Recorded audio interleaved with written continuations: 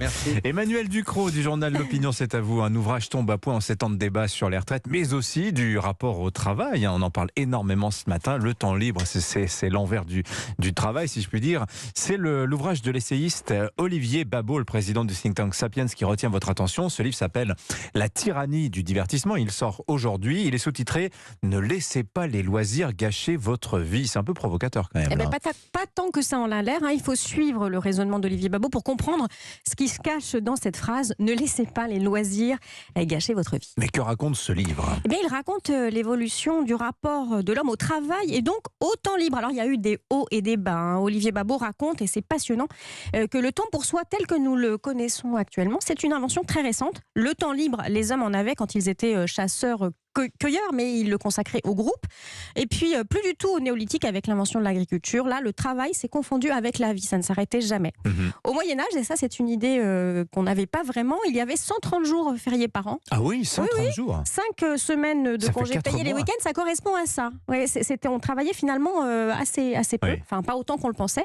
La révolution industrielle a sonné le glas du temps libre revenu dans nos vies après la Première Guerre mondiale. Ah oui, non, mais avant, quand même, on pense à ça. Léon Blum, 36, c'est très très important. Il avait tout un discours justement sur les vertus démocratiques du temps libre, très très intéressant.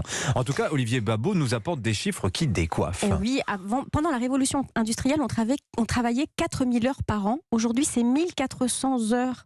Au 19e siècle, le travail représentait 70% du temps éveillé. Aujourd'hui, en prenant en compte les 35 heures, la durée des carrières, l'espérance de vie, nous travaillons 12% de notre temps éveillé. On n'a finalement jamais aussi peu travaillé qu'en France, Oui, et donc jamais eu autant dans de temps. l'histoire de l'humanité. Oui, et donc jamais eu autant de temps libre, de temps pour soi, de temps pour nous. Et oui, et le drame de l'homme, c'est que nous ne sommes pas préparés. Et c'est un piège pour des pans entiers de la société. Alors Olivier Babot décrit un phénomène vraiment intéressant. Le travail est de moins en moins central dans nos vies. On lui trouve de moins en moins de sens. On le voit bien avec cette espèce de désaffection pour le travail.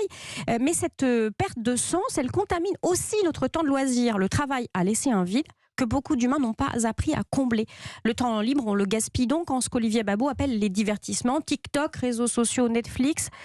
C'est bien joli tout ça, mais ça ne remplit pas une vie, c'est pauvre. Ça participe même au désenchantement, à la perte de sens, à l'apathie.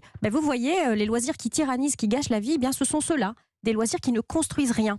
Et Olivier Babot les distingue des loisirs, distingue donc les loisirs qui vous laissent vide et ceux qui vous transforment. La musique, la peinture, le sport, la vie associative, que sais-je, ce qu'il appelle les plaisirs de qualité. Alors ça pourrait apparaître snob, ça ne l'est pas du tout.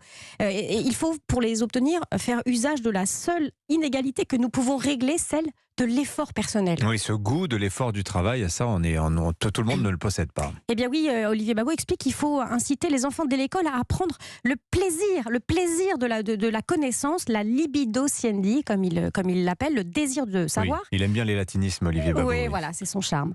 Le travail sur soi, c'est le meilleur service qu'on puisse se rendre à soi-même, celui qui fait qu'on ne travaille jamais vraiment, puisque dans le travail, il y a en fait le plaisir. Bon, et la retraite dans tout ça, il en parle ? Eh bien oui, elle est vue comme un nouveau paradis, débarrassé des dernières contraintes du travail, le début d'une deuxième vie très attendue. Oui. Mais pour nombre de personnes qui n'ont pas trouvé plus de sens dans les loisirs que dans le travail, c'est vain. Ils vont peut-être quitter un boulot très dur, usant, mais pourquoi faire ? Président d'association, par exemple. Voilà. Voilà. Ça, c'est un loisir qui construit. Oui. Apprendre à profiter des loisirs plutôt que simplement se divertir pour oublier l'ennui, c'est du travail. Et c'est le travail de toute une vie, finalement. Le livre est publié chez Buchet-Chastel et je vous le recommande. La tyrannie du divertissement, signé donc Olivier Babot. Merci de nous en avoir parlé, Emmanuel Ducrot. Information de dernière minute, on apprend que